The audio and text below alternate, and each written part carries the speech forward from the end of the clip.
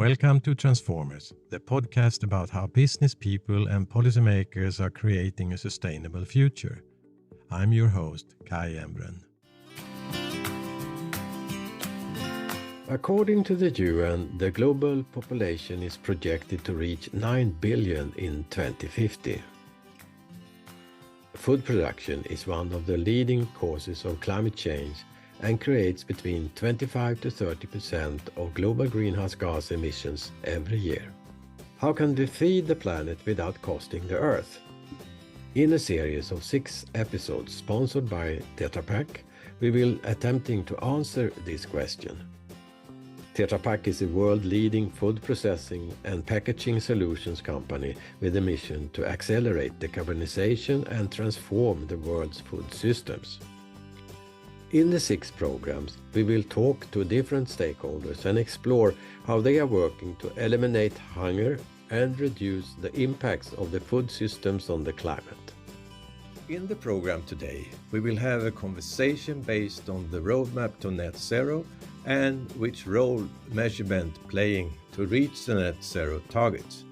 With me, I have Pankaj Bhatia, Deputy Director of World Resources Institute's Climate Program and Director of the Greenhouse Gas Protocol, and Gilles Tisserand, Vice President of Sustainability, Climate and Biodiversity in Tetra Pak. Welcome, Pankaj and Gilles. Thank you. Very nice to be here. Thank you very much, Kai. Thank you. Welcome, everybody. Let us start with Gilles. Today, more than 30% of the world's largest companies have a net zero targets.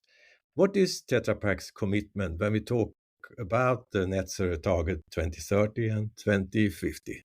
Thank you, Kaj. And actually, Tetra Pak has been one of the first company to set what we call SBTI target, Science-Based Target Initiative.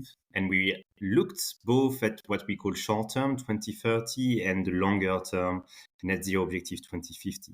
If I get into the details, we have a target for 2030, which is in alignment with the 1.5 degrees pathway. So in our case, we have to reduce our scope 1, 2, and 3 emissions by 2030 versus 2019 by 46%.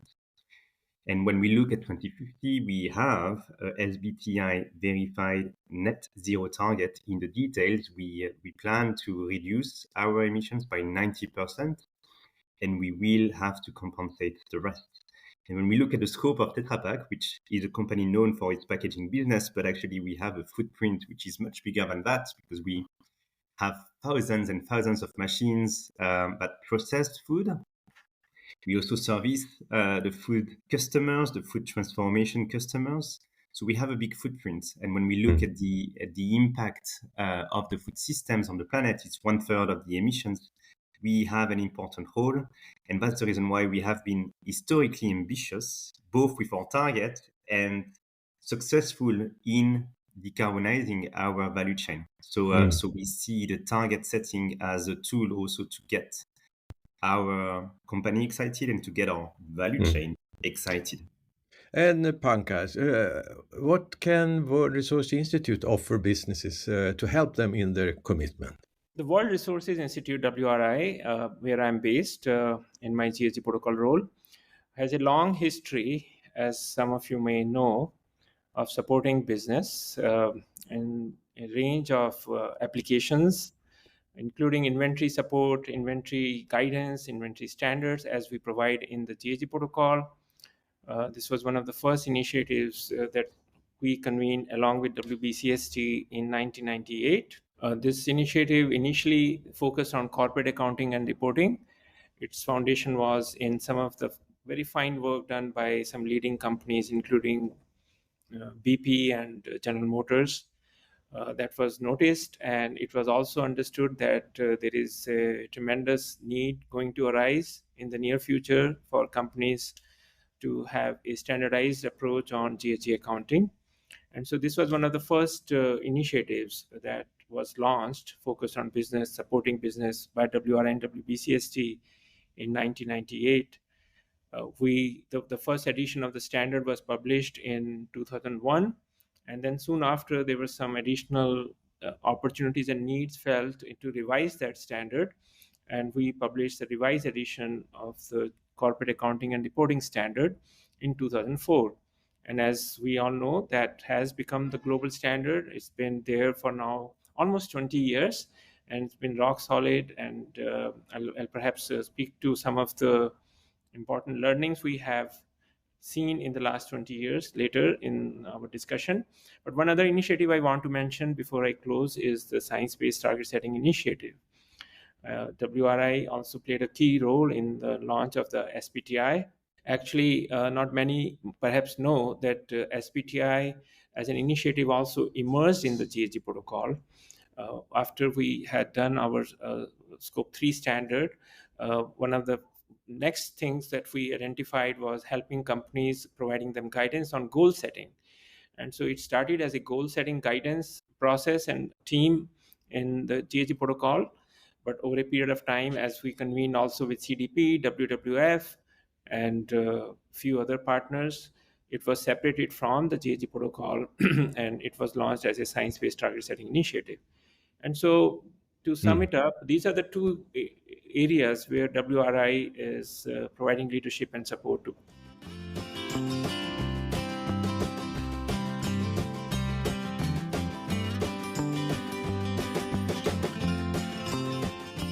Very early, we started engaging and engaging around actually the greenhouse gas protocol and working with WRI actually for years alongside WBCSD. And as soon as the SBTI corporate standards were out, we were actually quite excited to also issue verified targets. So as I've mentioned in my short introduction, we have those two, one short-term 2030 with the minus 46% of our absolute Scope 1, 2, and 3 emissions. And the same goes now with a net zero 2050 verified target across the value chain. Again, I think WRI brings that science-based approach, which for companies, for the private sector, is very useful. And you get what you measure, and you get what you target. And that's why it's very comfortable, even if it's very challenging to set targets and to achieve positive results. But it's fantastic to have that guidelines for companies like Tetra. So today we have with us two very good experts on experience. Both are early movers and with both science-based targets and also measurement methods. But let us go into more little bit of detail. So and I don't think all our listeners know exactly more what is the greenhouse gas protocol and what are the three scopes that we always coming back to and discuss. Pankaj, can you give a little bit of an insight in what the greenhouse gas protocol and the three scopes are? Thank you. Yes, so very well. First of all, I remember, Gilles, you mentioned the early history in 1999, so it definitely brings back some memories. So it's really so good to be back with some of us who have been working in this field for so long. So the greenhouse gas protocol, I mean, if I were to explain to common audience, trying to avoid some technical jargon, the greenhouse gas protocol corporate accounting standard is basically a measurement and reporting standard, or one might say it provides some rules on how companies should account for their emissions and how should they report, what should they disclose. It was designed with a few objectives, rather multiple objectives, to help companies manage their GHG risks and identify reduction opportunities, not just in what will be traditionally seen as direct emissions that occur from within the boundary of a factory from a smokestack, but beyond that also from the products that they purchase and sell, from their downstream activities, from their upstream activities. So having a very comprehensive view. Second objective is public reporting. We think that particularly in the voluntary context, in the absence of regulation, public reporting and transparency becomes an important objective. In itself, it becomes an accountability mechanism. And it also, disclosure begins to move companies, help them, incentivize them towards making improvements also. The third objective was to support participation in trading programs and regulatory programs. Now, with all these objectives, there was a built-in structural flexibility in the GHG protocol. It was structured into three scopes. Scope 1, which is a terminology used for direct emissions, emissions that are controlled by companies, sources that they control and own. Those are Scope 1 emissions. Scope 2 emissions are emissions from the use of purchased electricity, purchased energy. Production of energy occurs elsewhere, but companies that are using it, they also have a responsibility in making sure, either by replacing the type of fuel being used for production of electricity or reducing the use of electricity. So scope 2 was coined to capture emissions from use of energy. And then scope 3 is where we have the biggest number of categories, 15 categories overall. And scope 3 was designed to enable companies to identify their risks and opportunities across their value chain, across upstream sources and downstream sources. And overall, the system has been designed in such a way that different types of applications can be built upon it. So, for example, a trading program might only use scope 1 part of inventories to avoid double counting. But science-based target setting initiative is using scope 1 and scope 2 as well as part of scope 3, almost 50% of scope 3, for companies to set their net zero goals. We have recently seen some newer applications which is called bookkeeping applications. So they are kind of representing GHG accounting into financial accounting, and they want to avoid double counting. So they may use scope 1, scope 2, and only the upstream categories of scope 3. So this is a kind of a flexibility built into the GHG protocol to enable different applications, but at the same time ensure that the public reporting is done for all three scopes. That is the fundamental foundation, that public reporting is done for all three scopes, but these additional applications can slice and dice the inventory for specific objectives.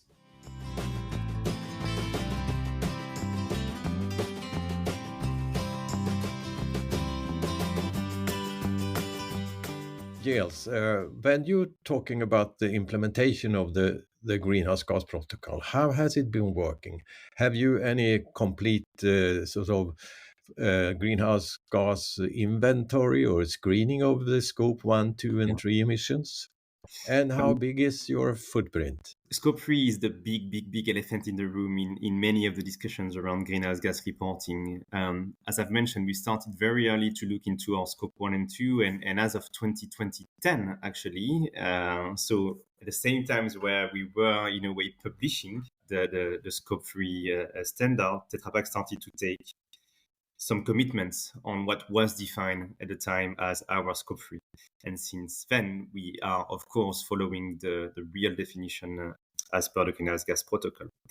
Actually, we have a greenhouse gas inventory in place since 2010. Since 2013, we have a third party that audits our scope 1, scope 2, and scope 3 performance. And based on that auditing, we have started to take external commitment, as I've mentioned under the SBTi, Science-Based Target Initiative corporate standards. And for Tetra Pak, it is critical for one simple reason. Actually, if I look back in 2010 already, scope 3 represented back at the time 90% of our footprint. Since 2010, we have reduced by over 20% the total emissions of Tetra Pak, which is actually quite big, especially if you consider that we have grown our business. But we have put lots of efforts into our scope 1 and 2, and now scope 1 and 2, and actually if I include our travel, which technically is scope 3, but never mind, it's what we call our operations, scope 1, 2, and travel at Tetra Pak accounts for 1% of our total emissions. So once I said this, scope 3 equals 99%. And we have actually a lot of leverage on this scope 3. So often I hear scope 3 equals beyond the walls you can't control. De facto, scope 3 is linked to what you buy, how you transport what you buy, and what you sell. So a company can control this. We can make actually decision, and we can influence our value chain. And I think that's quite important to know that not only Tetra Pak has targets on its scope 3, we are actually de facto have been able to reduce our scope 3 footprint.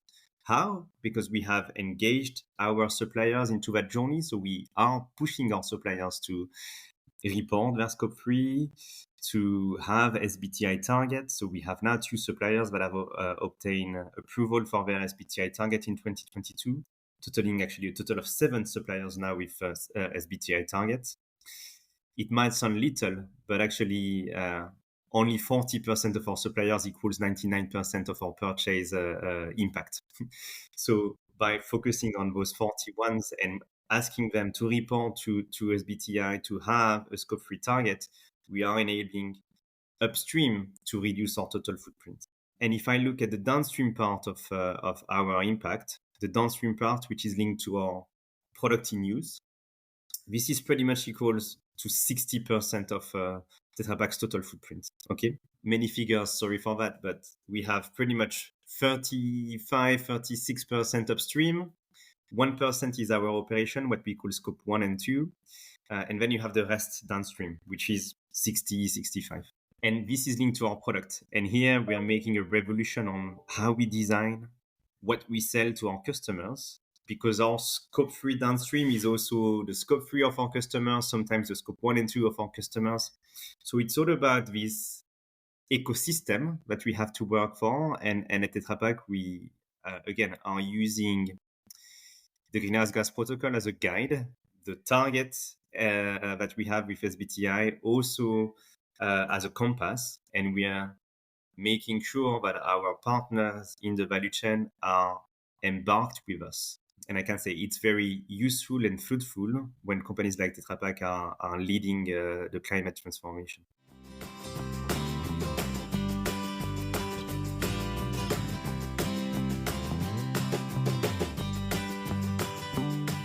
I do understand that this question about scope 3 is a crucial issue when you talk about your external work and when we talk about the suppliers and maybe also a relationship to procurement and also the stakeholders engagement.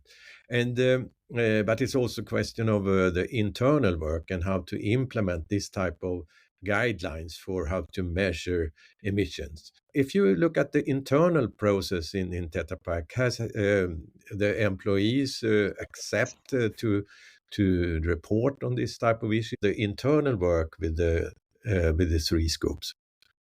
Yeah, I think step 1 has been and is still about getting our people excited and committed behind what has become a purpose for Tetra Pak, right? So our motto is protect what's good. If we don't protect the planet, then we will have failed.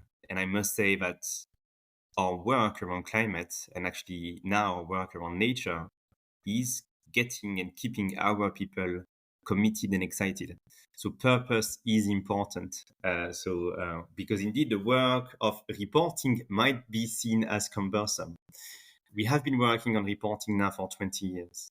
At the beginning, we developed our own tool, and now for more than 15 years, actually, we have been using third-party tool to help us to report not only about our scope 1s and scope 2 data, so energy, electricity use, but also report about the scope 3 impact, which is about getting our data from our suppliers and getting the data linked to the product we sell. Again, once we've said that, it means that procurement has to be involved in that journey, because we need to ensure that our suppliers do provide the right information, and we need to get the product business unit, solution business unit. In our case, it's about packaging, it's about processing business, it's about services. We need to make sure that we also have the data from a product point of view. So getting people excited, purpose, getting the right tool is important. Getting the value chain, especially the upstream part, excited, it's important. And because we were lacking of actually the proper data set, we also had to get our suppliers into that journey around the purpose. And 3 years ago, 2.5 years ago, actually, we've launched an initiative called Join Us in Protecting the Planet, where we are gathering our top suppliers, the 40 that I've mentioned, which represent 99% of the suppliers' impact. And that's where we are designing objectives together. It's a sharing platform like WBCSD can be, by the way, but at our scope of Tetra Pak.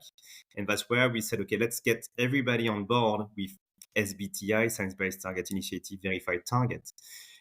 Let's get the reporting in place. And since we've started that program, we've seen an increase in the quality of the reporting. We've seen an increase in the ambition from all our suppliers, which makes it that we are now way more confident on our ability to reduce our footprint across the value chain. At the end of the day, companies are built with humans, so we need to get this change management in place. Again, purpose and tool, very important. Pankaj, how do you see Tetra Pak's work in this field? And if you reflect on other businesses who are involved in WRI's work, do you recognize the progress in the work they do? Yes, indeed. I think Tetra Pak work is amazing. I was just hearing what Gilles was outlining.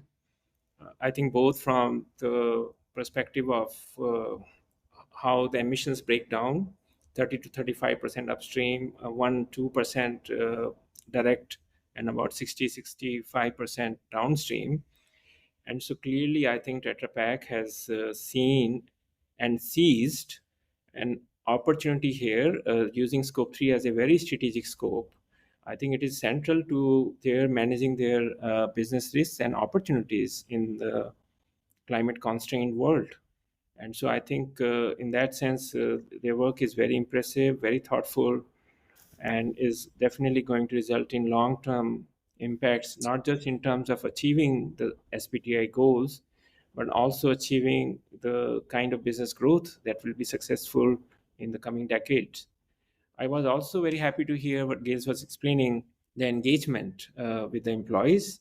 That is sometimes the initially at least a tough part. I think there are many departments, representatives who need to be engaged internally. The procurement, energy, manufacturing, marketing, research, development, product design, logistics, accounting, almost everybody, I think, as it becomes relevant here. And you need an internal strategy. And in a way, it becomes an internal engagement tool also. I think it can be very inspirational for employees to see how their company is providing a tremendous leadership and they are part of that journey. I've seen recently one other additional new trend where, as since the adoption of GHG protocol and the requirements that are emerging in regulatory programs, SEC was the first one. It is still in a draft rule making phase. California has come up with a rule in European Union, also in many other countries. And so what I'm seeing is also an interest from within companies, the financial accountants. And I think that's where it's a good development, because if GHG accounting can find its way into financial accounting, financial statements, that's a very effective way of making the GHG accounts even more central to the financial management within the company. Fortunately, the GHG protocol inventory framework enables that very effectively. As I was saying earlier, it is designed and structured into these modules: Scope 1, Scope 2, and Scope 3. Scope 3 also upstream and downstream. All the categories are separated. And as much as I understand, for representing them in the financial accounting, you need to avoid double counting. And you need to make sure that you are using primary data. And the GHG inventory structure enables that. You can just use Scope 1, Scope 2, and selected categories of Scope 3 for the GHG balancing or GHG bookkeeping purposes. At the same time, it is very important to also keep an eye on the full Scope 3 management, because many risks and opportunities are beyond what you might be able to represent in your conventional GHG protocol balance sheet. You were also asking me how we are seeing other companies and their progress. I think there has been a tremendous progress in that respect. Also, we observe that from the thousands of companies that are reporting to reporting platforms such as CDP, and also participating in SBTI with Scope 3 emission reporting. We know that more than 1,100 companies have now approved SBTI targets, and they have submitted a full Scope 3 inventory.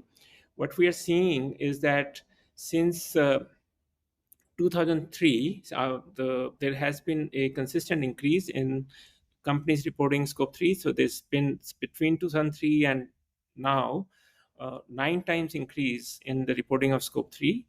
We've seen also since 2011, actually, that rate has increased quite a bit, and we expect now the rate of growth of reporting of Scope 3 will be more than 10 times up to 2032. And so overall, it's a very impressive growth, and we are also looking into providing additional guidance and support through the updates process that is being planned to enable and facilitate the implementation of Scope 3 more widely beyond developed countries, but also going into countries like China, India, Indonesia.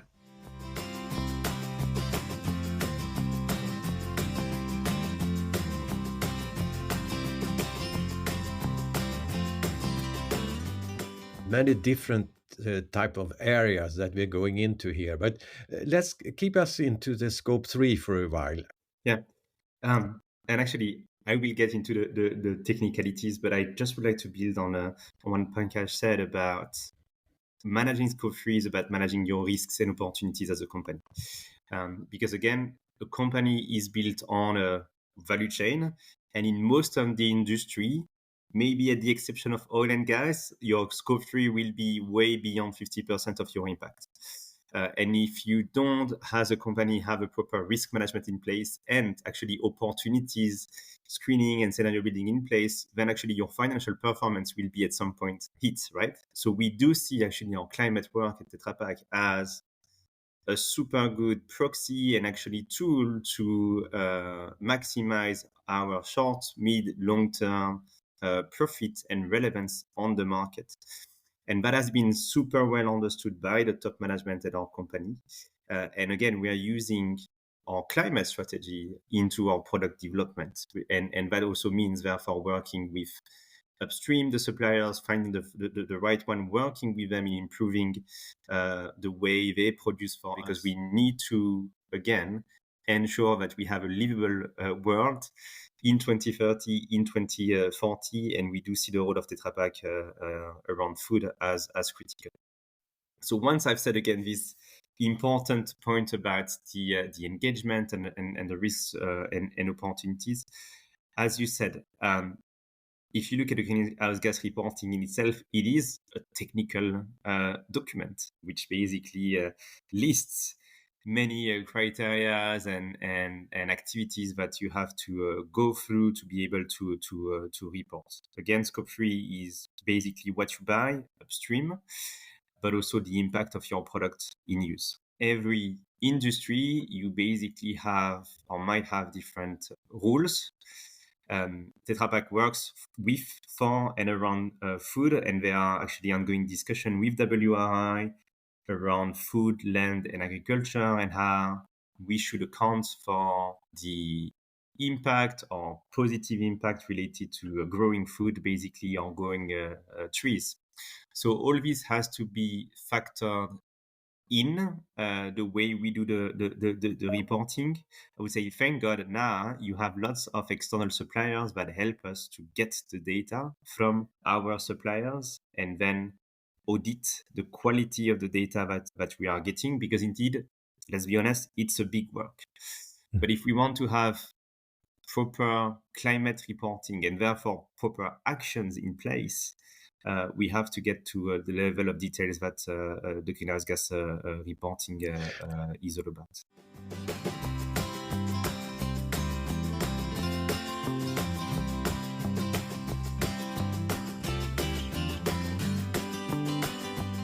Yes, can you give some example of how you work with the suppliers? Well, so again, Tetra Pak has, let's say, mostly four main type of suppliers. When I look at our packaging business, it's paperboard we buy, it's the aluminum that we can buy, it's the polymers, so the plastic that we can buy. And if I look at my equipment processing business, it's mostly stainless steel. So each of those four areas have their own challenge.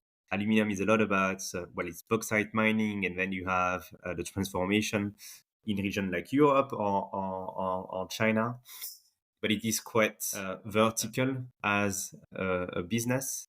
If you look at paperboard, it is also eventually quite vertical with only a few suppliers that we work with. So I'd like just to focus on aluminum and paperboard. So what happens from a very simple process. Every year, once a year, but actually we will certainly accelerate the frequency of that, we are asking our suppliers to report on our own reporting platform, which we called Sophie, which is about sustainability and financing reporting.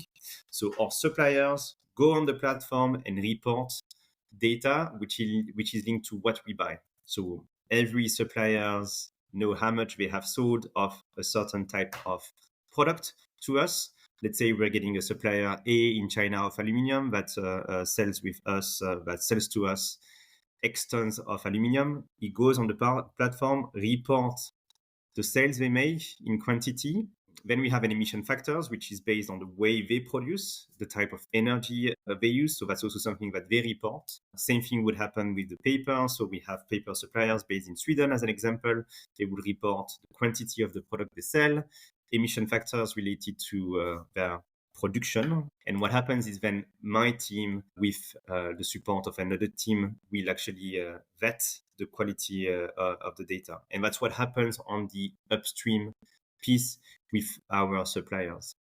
It's very useful, actually, because we can also see the progress on a yearly basis, right? And that's what we have. Also, that's the reason why we have decided to launch, as I've mentioned, the Join Us in Protecting the Planet Suppliers Initiative, because yes, we saw progress, pretty much minus 15% in the last 3 years of the emissions we are getting from the supply, but we need to accelerate. When you listen to Gilles in this and how they work with Scope 3 and also the suppliers, how do you see the work with the Scope 3 and what can we learn from Tetra Pak in this field? I think one of the things that I would really like us to learn, and if that can be maybe an input into the updates in the Scope 3 standard, is about the data collection part. It seems you have some success there. And how do you ensure over a period of time increasing quality and accuracy in data? Are you seeing some progress in getting more primary data collection? That I think is a very important next stage of the Scope 3 improvements, and that could be an important guidance for companies similar to you in the same sector, or even broadly speaking. I think we also want to understand with respect to the various Scope 3 categories, is there a need for better matrices or key performance indicators that can be associated with different categories to reflect on the unique progress that a company is making, particularly if suppose secondary data is used. One of the critiques of Scope 3 reporting has been, in many cases, companies end up using secondary data, and if they make progress, other companies also get the benefit of that progress who are using the secondary data, and so there is some dilution of the capturing of the real progress that a company is making. Thirdly, I think we also are facing now this need and opportunity of accounting for reductions within Scope 3. So there is one is on, it is linked to my second point. There is one is annual progress report, but sometimes it is not able to capture the reductions that are possible due to interventions companies make. Some have called it like an inset approach. We want to understand how Tetra Pak accounts for its interventions, its reductions, and are there lessons in that respect that we can bring to the Scope 3 process. Yeah, so I will mention these 3 points. Okay. Any comments, Gilles? Yeah, I mean, again, it's a team sport. Many countries/regions in the world are pushing for proper ESG reporting overall, which starts with climate reporting. It is true in Europe with the CSRD, Corporate Sustainability Reporting Directive. We are seeing similar type of initiatives in China, in Japan, as another example. And why do I mention this? Because actually the level of reporting and quality and depth of reporting will increase from all companies. And that's where the greenhouse gas reporting is great, because it is the standard that the companies are going to use, which means that from a data perspective, the accessibility of the data, interoperability of the data will also increase. So, of course, we do see even at Tetra Pak in some areas, not the level of quality of data that we would like to have. It might typically be the case on our polymers plastic data today, and we are mitigating that risk. But tomorrow, because all companies will have to report, we know that this will be the little holes that we have in our racket. This will be fixed. So I think we also have to trust the process. Start by scope 1 and 2, that's for sure, but as soon as possible, get it to scope 3, even if the data is not perfect. Because again, scope 3 is where most of your impacts are. And the experience shows that, again, our suppliers are excited because they also have to take mitigation action in their supply and value chain. And they do see partners like Tetra Pak as a good carrot and not a stick kind of approach. So again, team sport, trust the process, and start getting your scope 3 reporting in place, even if it means getting a proxy secondary data to start with.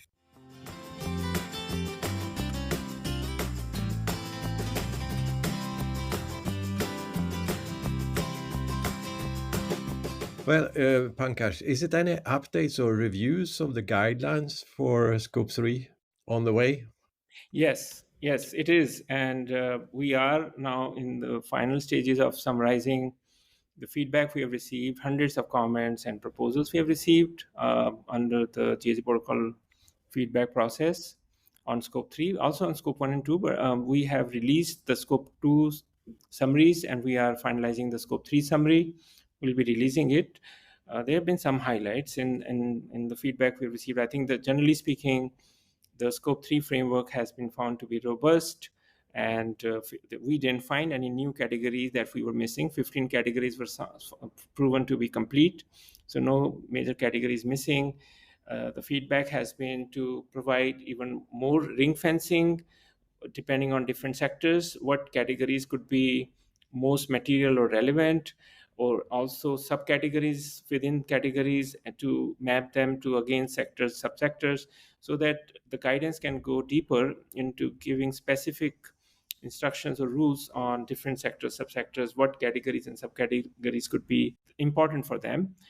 The feedback has also been to make, similar to this one, stricter, tighter requirements. Not all want to make Scope 3 mandatory, but large numbers of respondents have said that the trend is in that direction. Recently, ISSB has also made Scope 3 mandatory in their standard. California has. Many companies, they are working to allocate more money towards decarbonization, and they would like to do that in the Scope 3, 15 categories. And so there is an interest in introducing market-based instruments to enable and incentivize that. And I spoke about primary data already. There is also feedback on interoperability. Gilles mentioned about that, interoperability between many standards, frameworks, and programs and databases. So it will enable more accurate, faster, efficient implementation, improved calculation methods, improved and stronger performance matrices.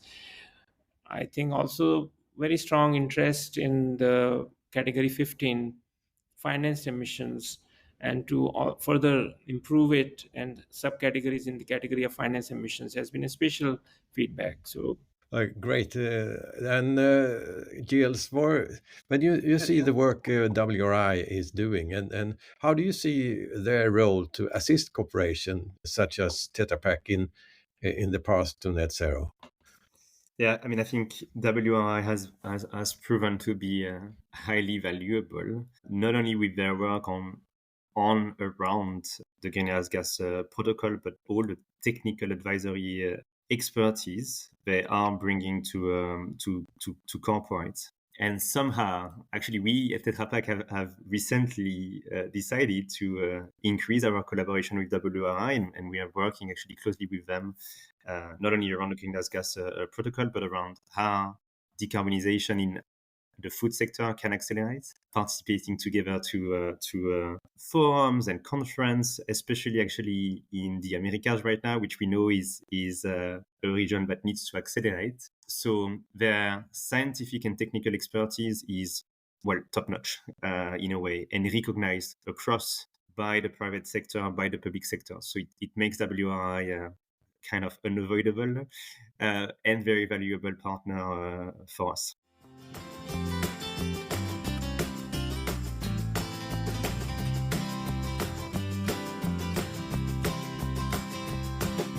If we go to the final questions around a little bit of looking to the time to come and to the short-term and long-term challenges on the roadmap to 2030 and 2050. Measurement is a helping tool to reach target and to understand how you succeed in the work.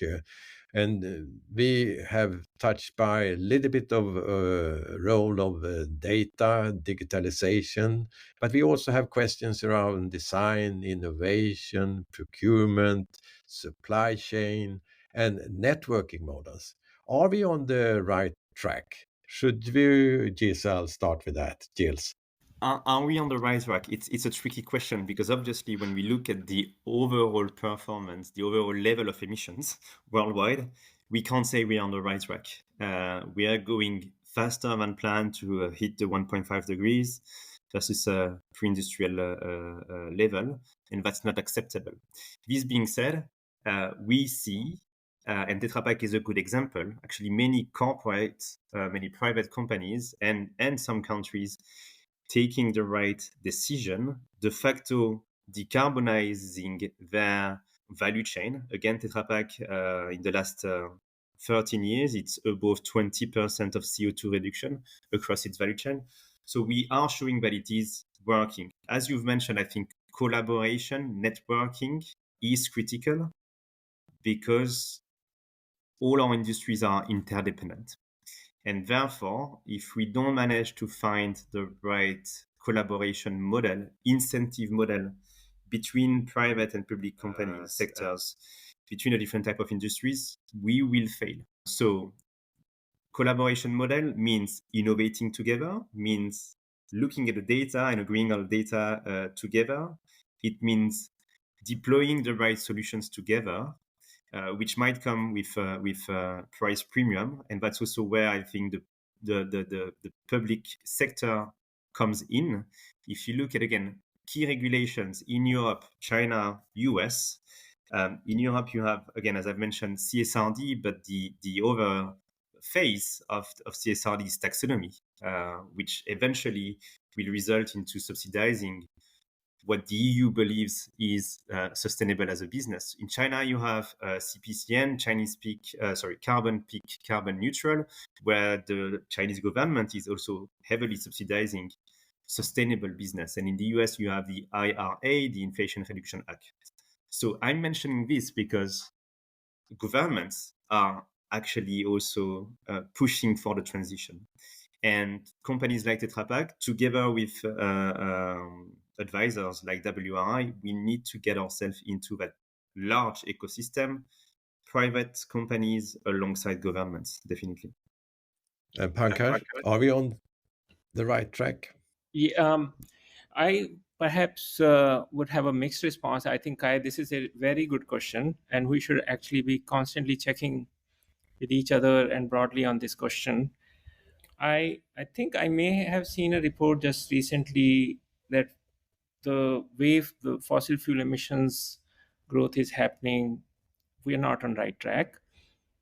I think when you look at it from the perspective of also the sectoral adoption, particularly of scope 3, we are on right track. At least I can imagine and see that from the trend right now in the automotive sector and also to a large extent in financial sector. As we see the transitions taking place, they're more actively reporting scope 3 downstream categories that are applicable to them. They're not resisting, largely participating and supporting. But I'm not seeing that kind of a participation engagement from the oil and gas sector. And scope 3 downstream category, if we were to analyze sectorally, the oil and gas sector category is one of the easiest ones to calculate. Normally, the pushback on scope 3 for most sectors is, or the concern is that, like a retail sector, Walmart, it's very complex, very difficult for them to quantify their scope 3 footprint. There's so many thousands of products, thousands of suppliers. But in the case of oil and gas sector, the fossil fuel products are a handful of them. Their emission factors are well known. Their consumption patterns and models can be established very easily. They may already have that, but why are they not embracing it? Why are they not quantifying it? This represents the biggest source of emissions for them and as a whole for the world. I think that in that sense, I feel there is a need for greater public accountability and pressure until the regulations come in place to keep up that pressure, and for demand that oil and gas sector also do their full scope 3 reporting and joint science-based target setting initiative. So that's the reflection at a high level. I think in a very specific level, we're seeing some positive movements.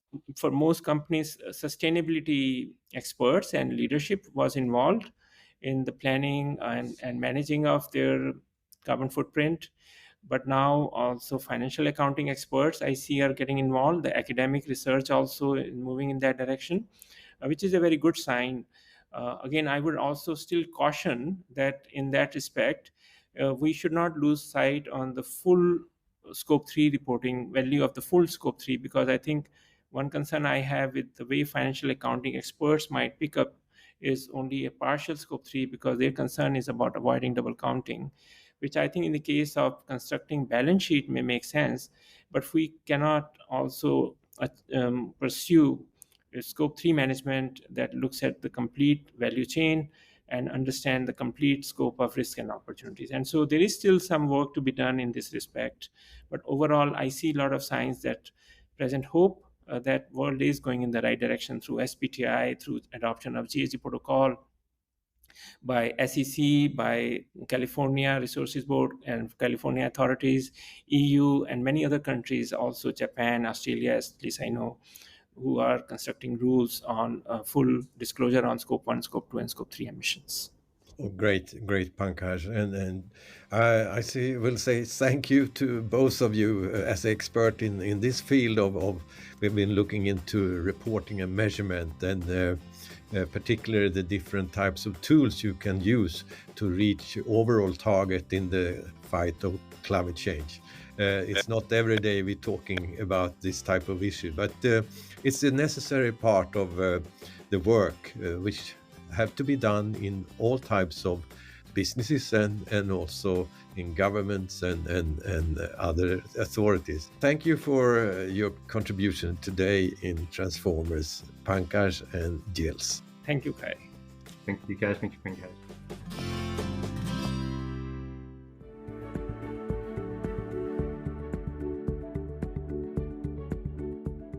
I'm Kai Embren. Follow me on Twitter and LinkedIn, where I will be announcing the future guests to this podcast. And you can expect about 2 programs a month. And each guest has a unique story of making business and society sustainable. So find out more. Visit my homepage, kaiembren.org. Thank you for listening.